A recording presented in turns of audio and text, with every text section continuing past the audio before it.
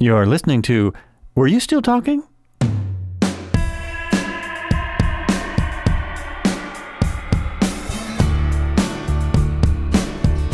Hey, welcome back. This is Were You Still Talking? And in the studio today, I have Michael Wendroff, and he is, I think I pronounced that right this time. He is a debut thriller writer. He traditionally published, which is kind of rare these days. He's the son of an editor and a literary agent. He is in the NYU Hall of Fame. He vacationed at Robert Ludlum's, that's the Born Identity author home, and knew many different authors. Debut thriller in the third printing, foreign translation rights sold in Japanese, Hungarian, and Italian, which is really pretty amazing for your first book. Welcome to the program. Thank you so much. Happy to be here. So you, do you have any idea how it sold so many copies? You have any secrets about that? Yeah, it is. Thanks. And, I think it's mostly a lot of hard work. It's getting on established podcasts like yours. It's putting out social media posts. It's, going to signings. It's, getting the word out with, local places. Like I was featured in a local magazine, featured in a local newspaper. So it's a lot of hard work. And in fact, these days I tell authors who know this or would-be authors that, to be an author, it's 50% writing and 50% marketing. So you got to be prepared for that. And, if you're thinking of being an author, now is the time to start, expanding your social media contacts because they're going to come in very handy later. And then, of course, the second part of it is if you have a good story, a book that people, find to be page-turning, then the word of mouth will kick in. And, that seems to be what happened with mine, too. I've gotten, amazing reviews, I'm proud to say, and happy.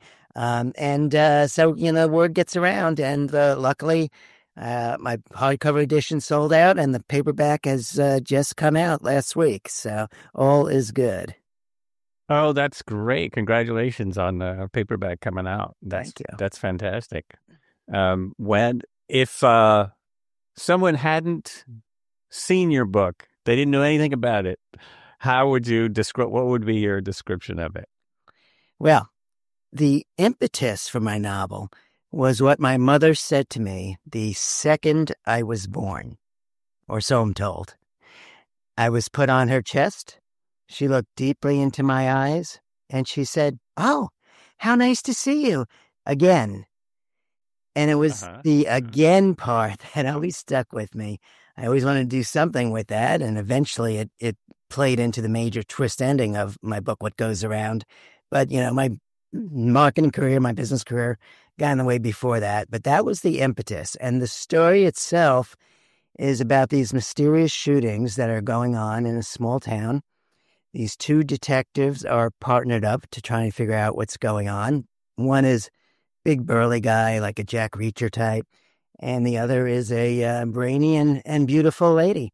And they hate each other because of incidences that happened together at the police academy. But the relationship does evolve over time. And their journey takes them into the mysterious worlds of these hate groups, these incels and boogaloo boys and supremacists, which, unfortunately are still around with us. A lot of reviewers have talked about how topical it is and the way I dealt with those complex issues, as they said. There's plenty of twists and turns. It's a thriller. It's a page-turner. And then there's that big twist at the end that goes back with what my mother said to me when I was 2 seconds old. Oh, interesting. What in the world? Oh, I just got a bizarre text. It's not real. Anyway, so when you,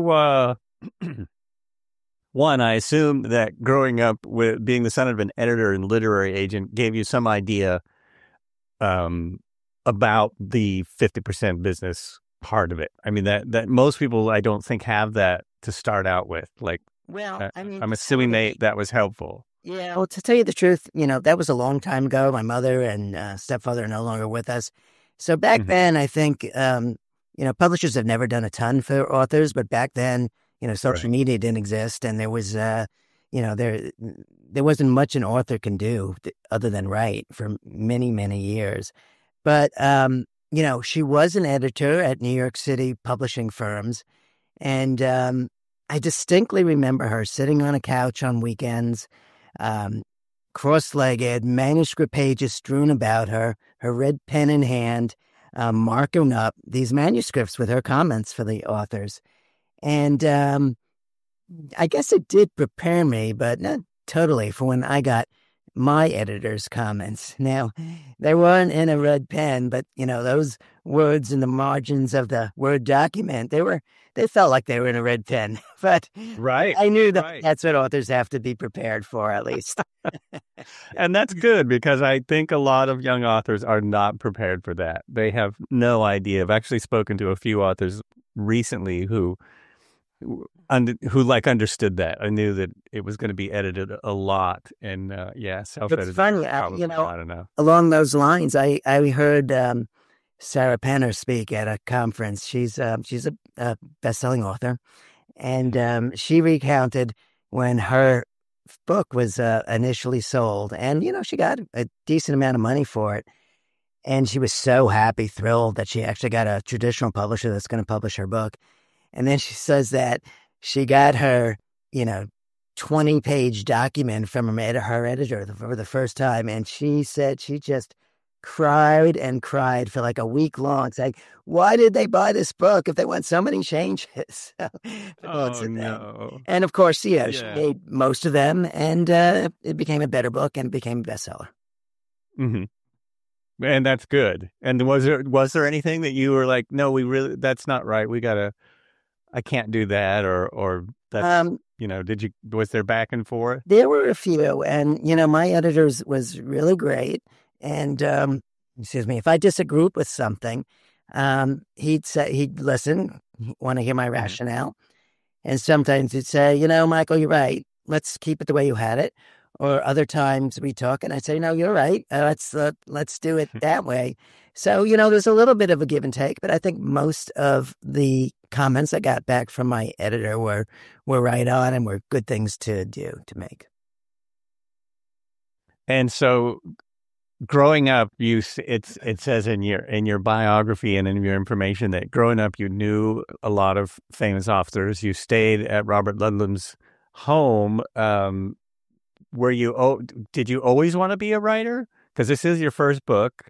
Is it something you always wanted to do, or did you just decide suddenly, I got to get this book out of me? Well, I kind of always wanted to. I mean, I always wrote well, but of course that was stuff like school reports and then, business stuff. But, my mother married a literary agent, and a literary agent is really the key conduit between an author and a publisher. These days, publishers will not look at a manuscript that comes just from an author. That has to go through that intermediary, the literary agent. And literary agents do, have a lot of functions. Once you take one on, and I'll tell you, it's probably harder to get a literary agent to take you on than it is for a publisher to publish you once you have an agent. It's really tough. But once you get one, they'll actually be your first editor. They will give you suggestions before they'll even submit your manuscript to publishers. And then, a key benefit of them is that, they know all the players in the industry. So they'll know, for your kind of book, like mine's a thriller, they'll know just who are the editors that would be most receptive to it, and they will send it to them. And then if you're lucky enough to get a contract, then, they'll negotiate the terms of the contract, and they will, and then they'll review the contract with you. And then they'll also sell other rights, like, What Goes Around came out in hardcover. And as we said, it's coming out in paperback now, but it's also available in ebook. And my agent sold audiobook rights to the largest audiobook company here in the U.S.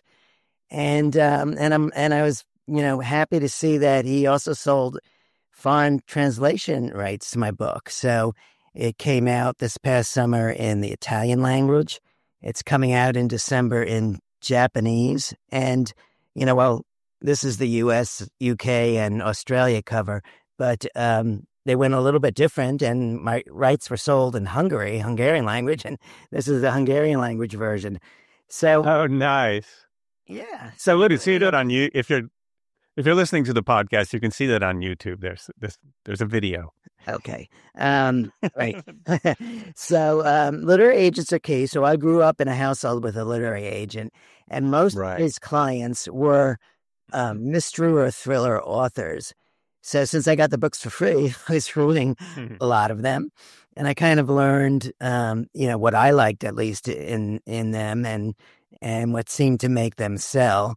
I had that as a base of learning.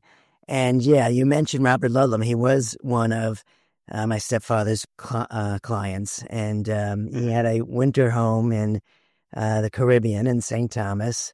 And as you said, he wrote the Bourne things. A lot of people know from the movies, the Matt Damon movies, the Bourne Identity movies. That's how they know Robert Ludlum. But one morning when I was staying over at his place, I remember getting up early in the morning, and I tiptoed into the living room, and there he was, sitting down with a yellow legal pad in his hands, as well as a number 2 pencil, and he was scribbling away. And that's how he wrote his 450-page novels, by hand. Now, wow, I admire his plotting and his prose, but writing by hand, thankfully, when it came time for what goes around, I had a PC to write that on. You had a PC, so you didn't even use a typewriter. You went you went all in with the new stuff. And I always like to ask authors this: do you get up at 5 a.m. and sit down and write? Do you have a time at night, or do you do it when there's inspiration? Like, do you set a time aside, or? I do, and I find that Yeah. it's very important for writers and would-be writers to write every day if you could. Maybe take Christmas off or New Year's. But there have been times where I would take a couple of weeks off and go on vacation. That's like the worst thing. You just get too removed and out of the groove of the story. And the way it works for me is I like to get up early and write early in the morning and through about noon or 1. And what I will do is, for example, day 1, I will just scribble out on my PC the story, get the story moving. Don't worry about the words, certainly not the spelling or anything like that. Just get the story going. And then, for example, day 2, I will then go back and I will look at what I'd written, and that's when I'll try and make it into real writing. So what I'll do is I'll go back and make sure every word is the best word that could be used in that sentence. Make sure every sentence fits well with the other sentences in the paragraph. Add the metaphors, add the analogies, trying to, sometimes make it a little poetic almost, try and make it into real writing. And then once I'm done with that, then I'll scribble away, just get the story out. So that will be my constant routine day after day. Scribble it out, refine, scribble it out, refine, until I can write my 2 favorite words, which are the end. Yeah. And how long did that take? Well, how long did you? Yeah. So the process for me, from the thinking till when I was ready to start showing it to, say my family, was probably a couple of years. And, for me, I really have a 3-part process in the writing of it. So the first part is really the ideation, coming up with the storyline. And for that, I'm doing a lot of detailed plotting of the storyline. Because, there are 2 types of writers. Some are called pantsers. So they literally start writing by the seat of their pants. They get on their PC. They have no pantsers. Pantsers. Okay, I was thinking of the tank from World War II. The pantsers. And the pants. Yeah, pantsers. Okay. Okay. And for them, so they don't know where the story's going. They just write away. And there's plenty of good writers that are like that, plenty of bestsellers that are written that way. but that's not me. I'm a plotter, not a plotter, but a plotter. And I need to know exactly what's going to happen in my storyline, what the subplots are going to be, certainly what the major twist ending is going to be, where I'm going to plant the red herrings along the way, what my characters are going to be like, what their character arcs are going to be like, what they'll go through. So I need to know all of that before I start writing. And, it's not like the plot can't evolve. I mean, it could. Mm-hmm. I mean, I remember there was this one time where, the plot called for this character to be killed off. And, the characters talk to you. Am I a little crazy? No, maybe, probably. But they do. And you can get into a really good relationship with these characters. And this one I just loved. And I couldn't kill him off. So I changed the plot in that case. And so he didn't have to get killed off. But then there was this other time where same kind of deal where a character had to be killed. And again, I'd really liked this character. But I did go ahead and kill the guy. I'm still sad about that. And, my wife said to me the whole next week, "Why are you moping around? Why are you so depressed? He's not real. It's not real." But to the author, these characters are real. Right. But So you didn't have a funeral or anything. Maybe I should have. So that's, the first part of my writing, which takes up a lot of time, just, thinking of everything and getting it down. So that's the plotting. Then the second thing is the research. And, today, as I'm writing my second book, there's ChatGPT, which you have to be careful with. But for research, back when I was writing my first book, I was Googling everything because, a lot of stuff I didn't know about. I didn't really know much about these hate groups. I didn't know anything about guns or stuff I had to Google, and that process would just take forever. As opposed to if your listeners haven't tried ChatGPT, try it because it's so much more efficient. It gets you the answer you want right away, and it's conversational. I don't want to do a commercial for it, but it's just I've spoken to a lot of people lately, and they said, "What is that? I never heard of that." And then they go and try it, and they never roll again. It's shocking. Yeah. Wow, I can't believe that they've not heard of it. Yeah, seems in my world, it seems so prevalent, but I probably spend too much time on the computers and stuff. Way too much on there. So Bruce Mitchell's is number 2. But the truth is, when it comes to research, what I have found is that the best type of research you can do is talking to the people that are in the similar fields as to what you're going to write about. So I was lucky. I got to speak to FBI agents. I got to speak to the chief of police. Importantly, I got to speak to a female detective because the female detective in my story is very important. And she actually gave me these great stories and anecdotes, many of which made it into what goes around. So, it's very important to talk to the type of people that are going to be in your book. Now, I don't think I spoke to any serial killers. Well, there are authors that have, and that always freaks me out. It's like, I went and visited, Dahmer or something in prison for my book. And well, you did what? I mean, even the people that do it as detectives, I've been watching the show about Gracie. Yeah. And that is really well done, but really creepy. It's one of the few, I will say though, it's one of the few shows like that recently where they're not going for the gore factor. They're doing it more like a writer would. All the gore is going to be in your imagination. It's very little of it is in the show, which makes it watchable. Interesting.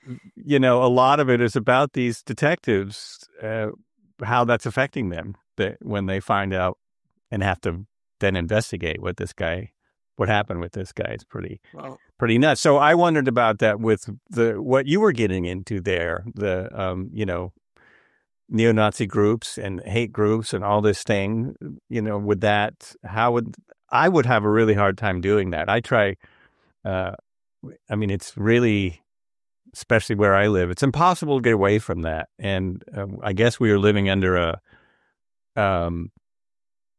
we were living under a rock for a long time, I think, as a nation. But as far as that goes, it is so much more prevalent than I ever imagined. But how did you handle the research, or does it just not bother you? I mean, maybe you were. That was those sections were the hardest parts of the book to write. Researching them, more traditional research. I do know a guy who's a pretty well-known nonfiction author who actually, went in and did the field research and went in with these groups and talked to them. So I had, many good, lengthy conversations with him to try and, get it right. But it was hard to write because, on the one hand, I wanted it to come across as authentic, as, here's the type of thing these guys would be thinking and saying.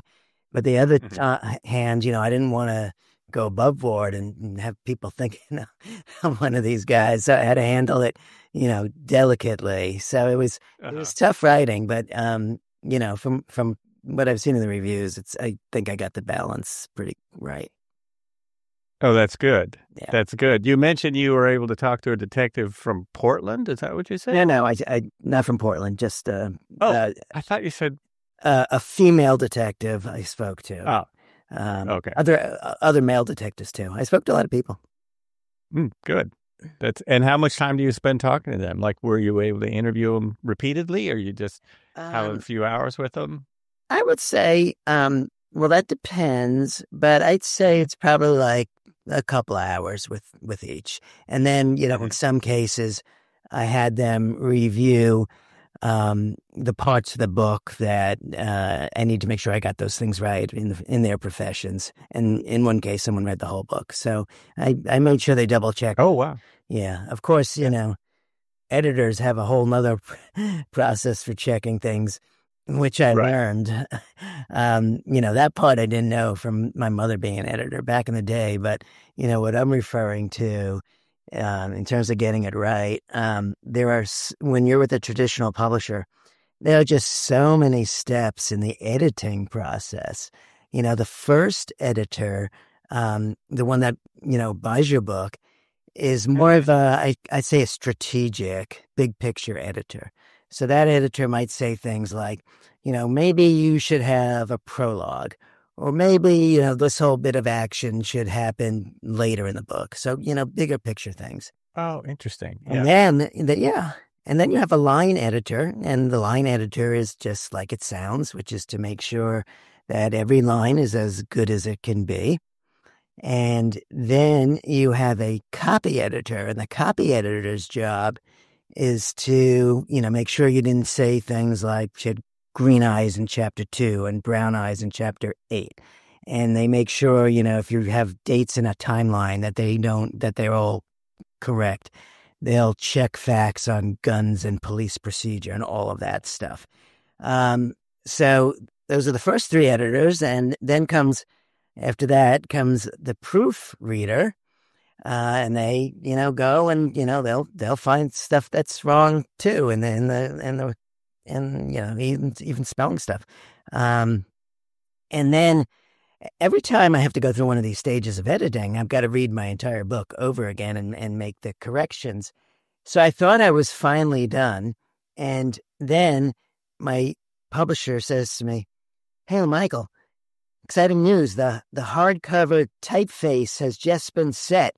Now we have to read the whole book again to make sure nothing fell out during the typeface." Oh, no. I can't tell you how many times I ripped my book, Wow. Good thing I liked it. It is a good thing you like it. That would be, that would be tough. That would be like, because I do a little bit of acting. That would be like watching your own movie over and over again. And it's not, at least for me as an actor, not something I would want to do. That's why you have it. That's supposed to be why you have editors. So how long did that process take? So in total, everything was about 2 years, I'd say. It was okay. Well, a little longer when you had the whole editorial. Yeah, so it's the whole writing, which was about 2 years. And then the editorial, I'd say, with the publisher was about, 6 to 8 months or something like that, because you're going back and forth. It's different. Okay, so that's actually not bad, because I've heard of books taking a really long time once the publisher has it. or never getting out because other things come up or whatever, crazy Well, things happen. you Yeah. know, my publisher was very good, and Hmm. they were helpful in a lot of ways. Of course, Yeah. for instance, the title of the book. When I submitted it to an agent, it was called a perennial plan, and my publisher, once they bought it, said, "I don't know if that's the best name for a thriller." And they came back with what goes around. And Hmm. as soon as I heard that, I said, that's great because, you know, in one respect, when a reader hears that, they finish that line in their own minds. What goes around comes around. Um, so you're already making a mental connection with your potential reader. And, once you get into the book and you'll see that while it is a traditional thriller, it has that real twist at the end where the name, Hmm. what goes around really, is completed, it really fills it. And then, they were also very helpful when it came to the artwork. So when I worked in marketing and advertising agencies would come up to me with TV storyboards for a product. And, usually they'd show us 5 or 6 storyboards and we'd always, give them feedback and they'd have to go change things and come back again. And I assumed that would be the same process with the artwork for my cover of What Goes Around. And when they said, okay, time to show you your cover, when I saw that cover again, it was like, wow, that is it. I love that. So if anyone sees it on YouTube or goes to see it on Amazon or in your bookstore, first of all, the colors really, they say thriller. And when I see this in Right. bookstores, it pops off the shelf. It's great. And also there's kind of a circularity to the artwork, which also goes with the whole theme of what goes around. So, the publisher was great, and I'm really happy that I hooked up with them. And based on the really good sales and really good reviews, they gave me a contract for a second book. So and started to work on that. Yeah, Congratulations. That's great. thank you. Now, here's a very off the wall question.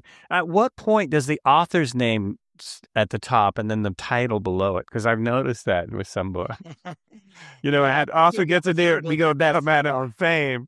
I think I've seen a few books like that where it's like yeah. Robert Ludlum and then the Born Identity below it or something. Yeah, no. When people have been a bestseller for 10 years, they'll definitely have the name first.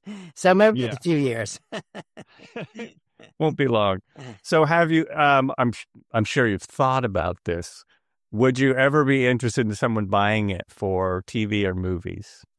Yeah, my agent's working on that. No hard news yet, but a lot of people who read this book say, "Oh man, that would be a great, Amazon or Netflix original." So I think that would be cool. I think it would be a good movie. That's interesting because I read either the whole thing or just the intro, one or the other, and it did seem very the pictures were very clear, very cinematic, I guess. Yeah. I know that some authors are not wanting to sell their book because it's not going to be that book when it shows up on screen. And that does happen. That does happen. Yeah. Once you sell the rights off, they can pretty much do whatever they want. It's true. Right. I can't remember what author I heard that said that, and he finally realized it was a famous author. But he finally realized once I sell it, it's not mine anymore, and I don't worry about it. And so I thought that was a pretty good, a pretty good idea, just to let that go. Yeah. Let that go. Yeah. So did you already start your second book? Was that already in the book? I'm about 25,000 words or so into it. What Goes Around has 90,000 words. I think, this one will be a little shorter. But, I've just been busy, just trying to sell what goes around and which thankfully it has been. So it's taken away a bit from the writing. I just finished this huge blogger tour and virtual blogger tour. And again, the reviews were great. So it was worth it. But, all that stuff takes up a lot of time. But 20,000 words into it, It's a bit of a prequel, and it stars the two main characters from the first book. And, publishers tend to like when you're doing series. Certainly when they want you to write in the same genre. Some authors mix it up, but usually the same genre because you become like a consumer brand. So readers can expect certain things from you when they see the name. So definitely the genre as a brand and using the same characters as a series because the people who bought and liked, your first novel, you got a little bit of a head start then with the second novel. So, hopefully they'll go and pick that one up. And then you could. Oh, right. Yeah. Yeah. Yeah, that totally makes sense. It's very bizarre that so much in today's world is working on your brand. I guess it always has been, but there was a day when the author wasn't the one working on the brand. And now, in this world, it really is. Especially with you, it does look like you work really hard on your social media stuff. Do you do all that yourself? Some people have, an assistant do that, or they have a marketing person. Is that all you? That's all me. And, I had to learn a lot, that's for sure. Mm-hmm. There's a lot to learn. And, I have a marketing background. I was in marketing consulting, but the kind of marketing I was doing, especially for the longest period of time, wasn't really social media heavy. It was other, TV, print, radio, that type of thing. So I had to learn a lot when it came to, today's marketing. But I had an advantage from having had that marketing and sales background. For example, sometimes I'd be invited to bookstores where they have a few other authors there, or in book fairs. And you'd be behind tables. And, I'd see these other authors sitting behind the table waiting for people to come up to them and their empty tables.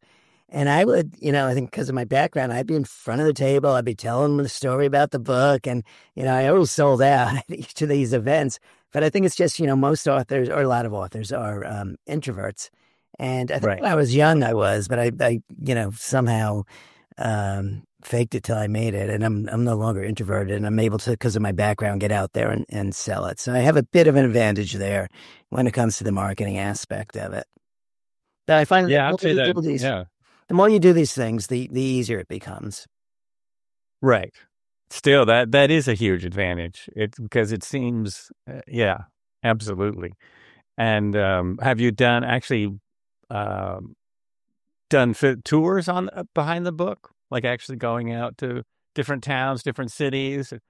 Not in that way. And these days, that's pretty much a thing of the past. Some of the biggest selling authors will be sent out on tour. That will happen with the big ones. But, for the most part, they'll do things like virtual tours. So that's what you're doing with bloggers. Or I've done actually a lot of book clubs.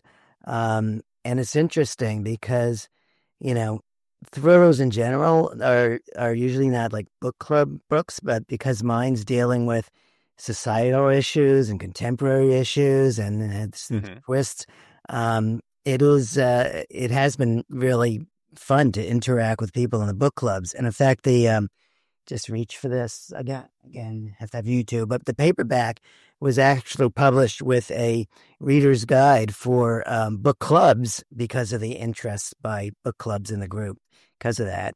And for me, it's a lot of fun to be in these clubs and book groups and they're asking me questions and, did you do this because of X? Was the inside behind this Y? And I'm like thinking, wow, those are smart things. I better take credit for those things. I learned a lot from this. Oh, that's great. That's great. You don't really have the answer necessarily. Yeah, people get really deep into things.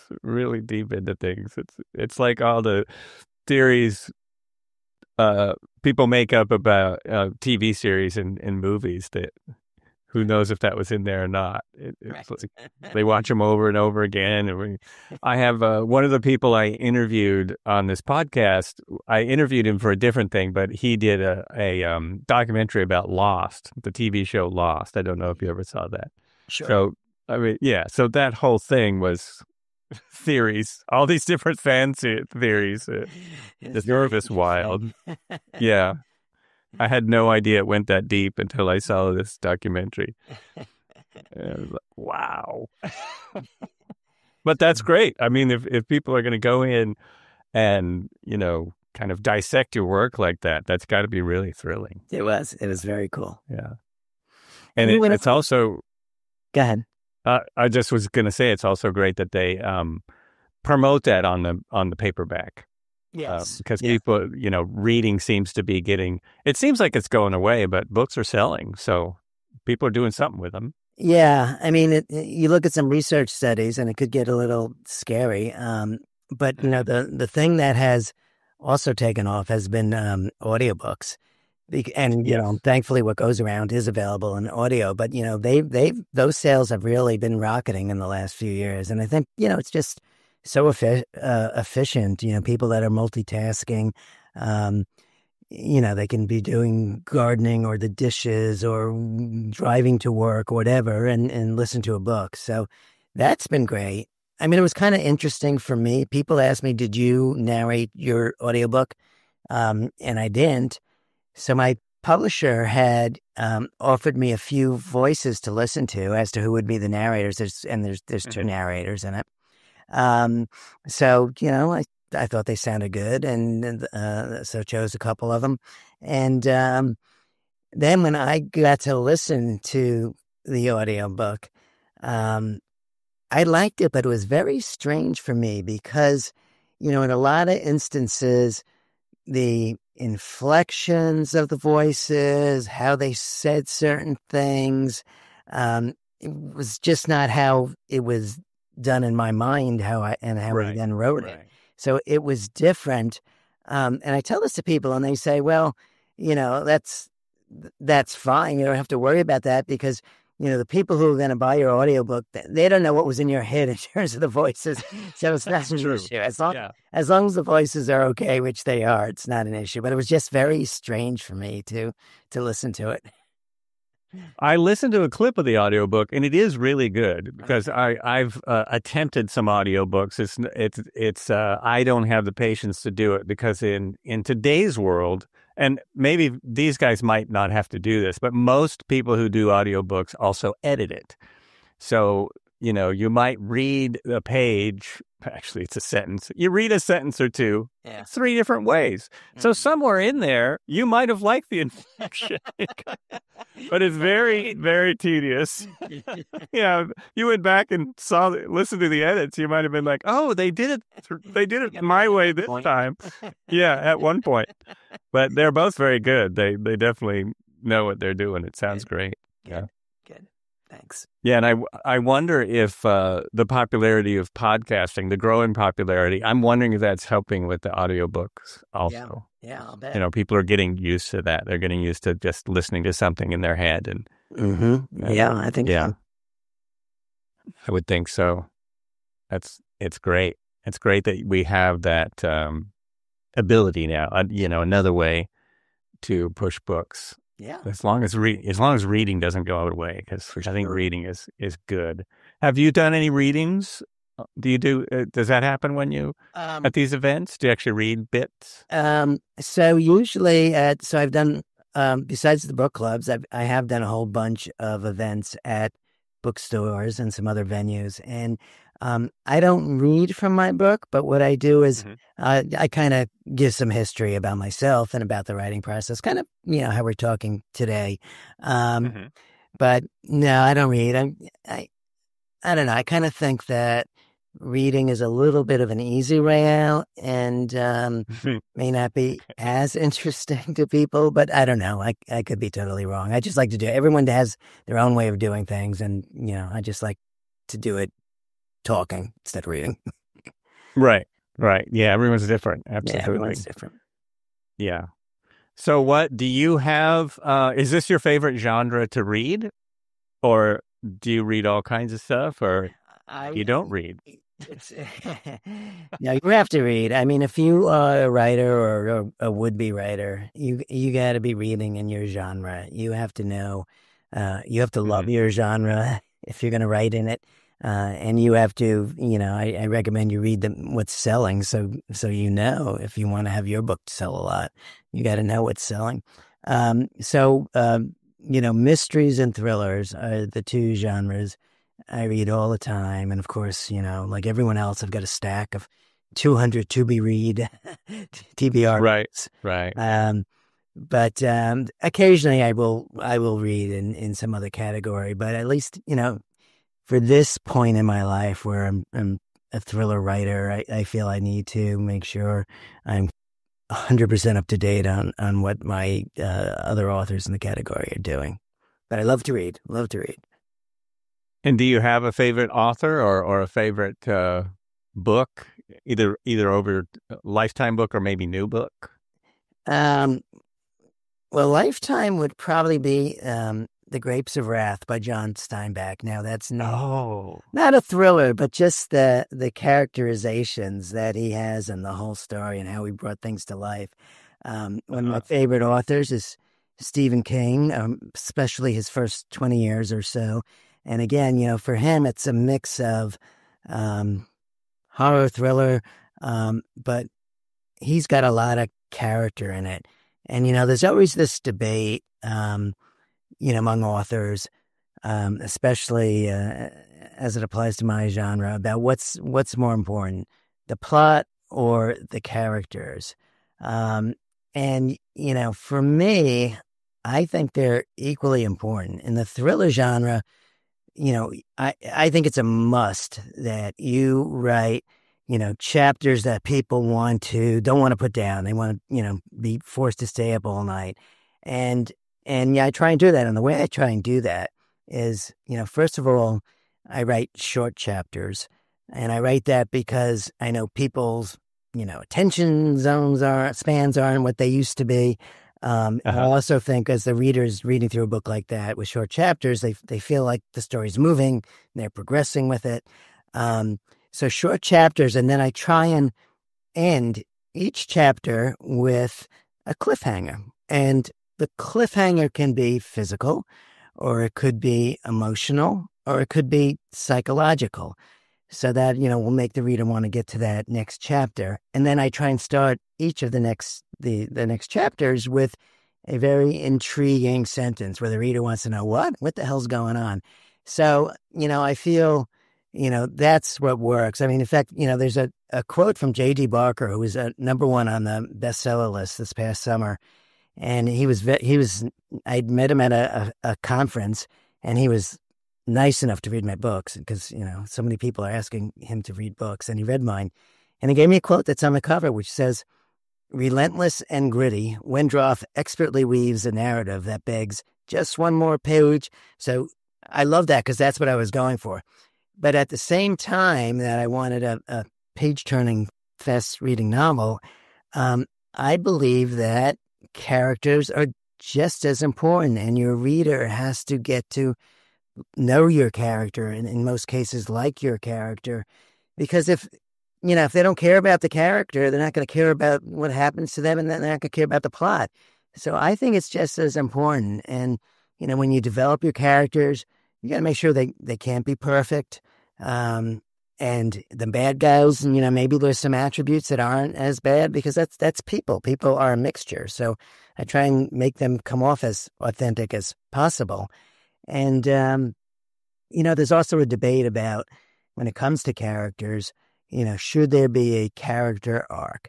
So should your character go from being this, rough, brutish Jack Reacher type guy to someone, maybe a little more level-headed, understanding, and approaching things a different way?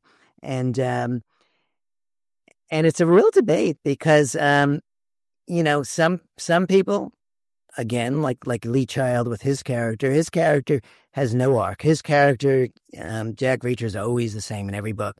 And then you get a lot of others that say, hey, people want to see development in a character. People want to see that arc.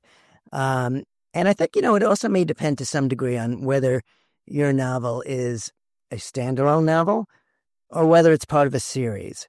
So I think if it's part of a series, the characters then they don't necessarily have to change as much because, if it's sold really well in book one, then the audience may want to see that same type of character in book two.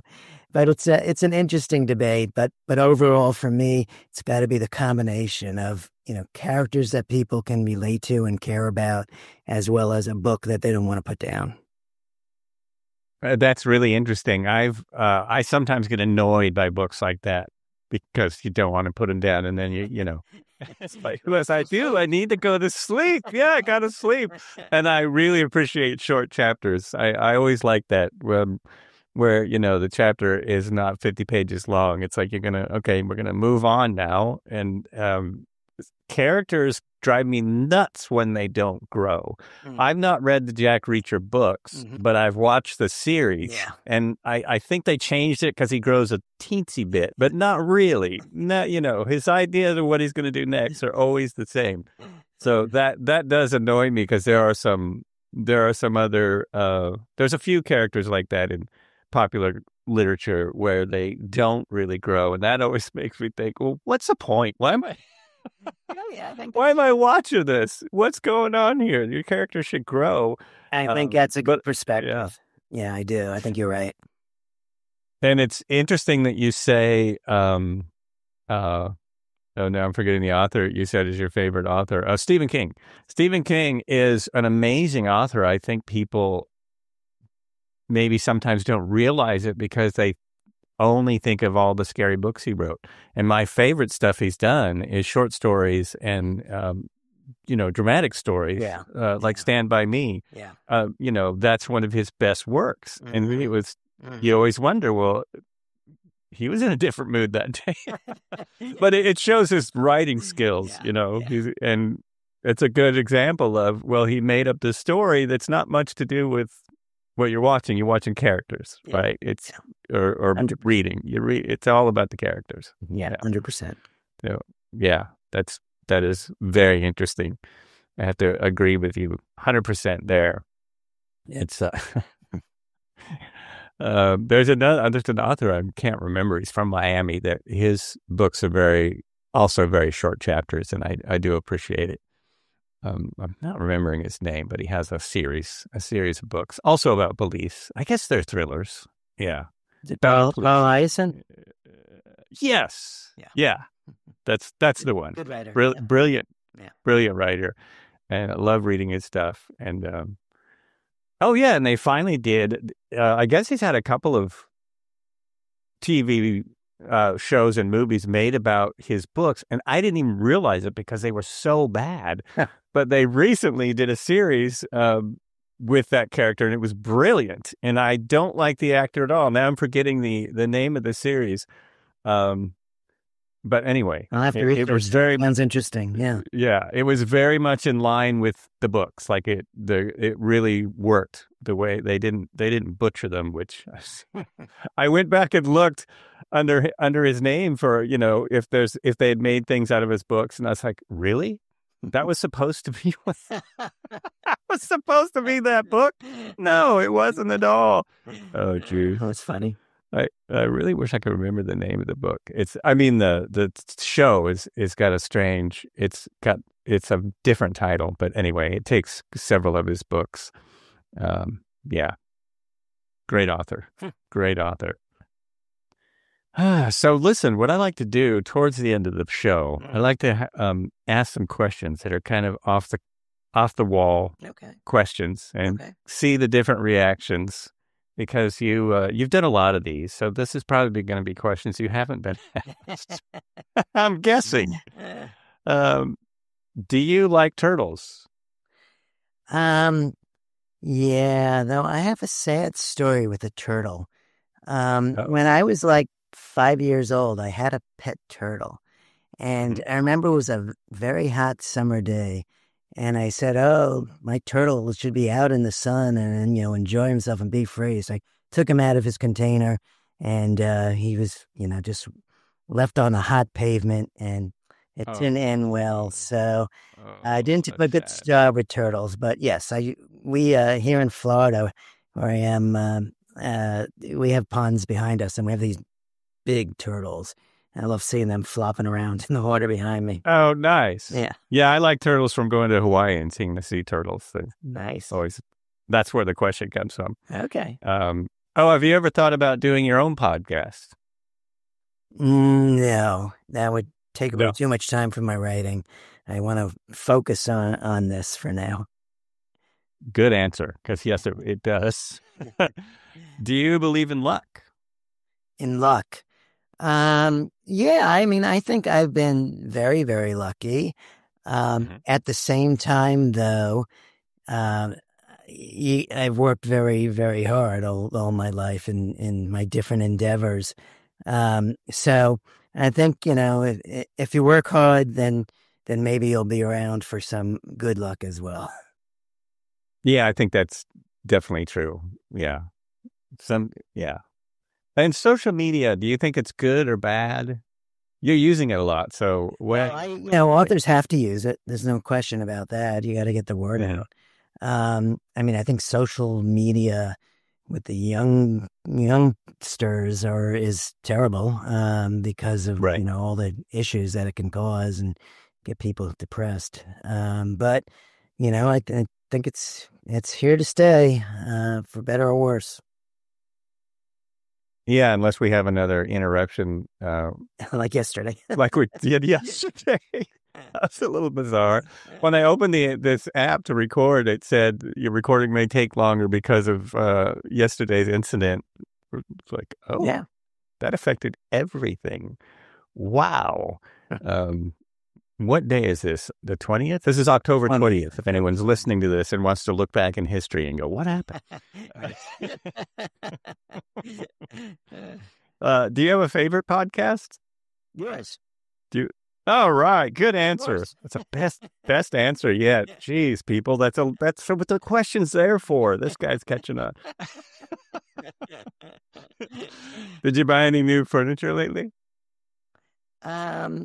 Yeah, we did because, we live in Florida most of the year, and the summers get so friggin' hot and humid, and it's been getting worse every year it seems.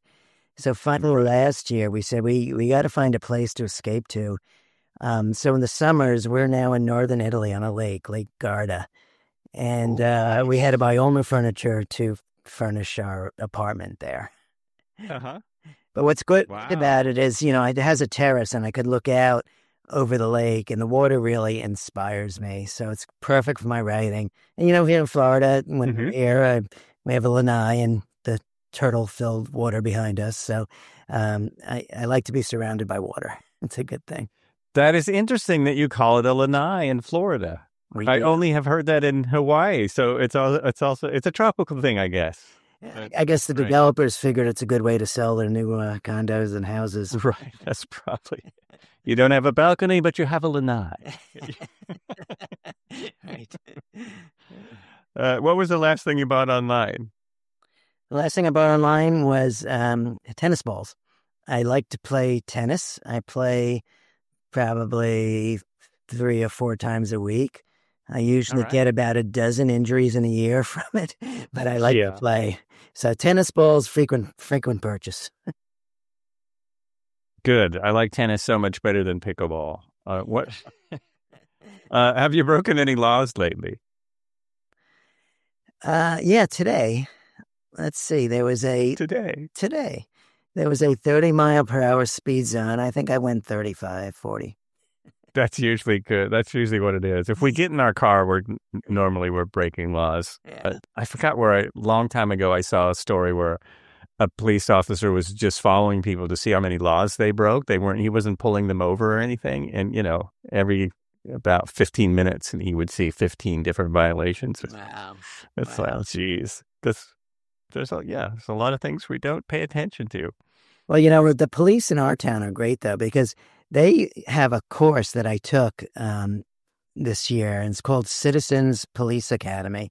And they take you through, it's like 3 or 4 months and once a week. And they take you through everything that cops have to learn, all the procedures. I figured this would be good for, my writing.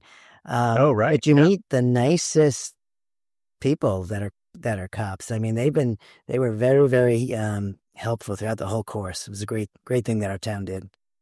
Oh, that's awesome. Yeah. Yeah, my brother-in-law was a sheriff. He worked at a jail for years and years, and he was is a very nice guy. He's still around. I don't know how he did it, honestly. I don't know how he did that job for so long, because that's a hard job. Sure. Sure.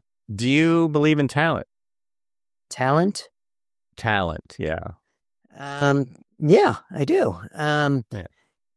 Yeah, I mean, I think everyone inherently is going to is different in certain ways. So some people are born to be artists, some to be musicians, some to be baseball players, some to be writers. So you have to have some talent you're born with, some to be podcasters. So I think talent is something I believe in, but it's best if you could, of course, nurture that talent and work hard and get experiences around that talent so that it could be as good as it can be and not squandered.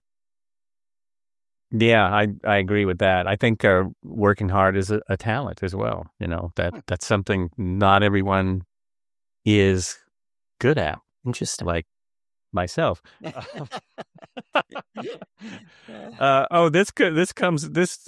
It's like what goes around comes. Do you believe in something after this?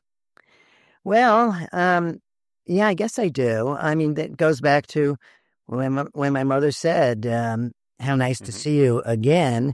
That's because she felt that we had a relationship of some kind in a prior life.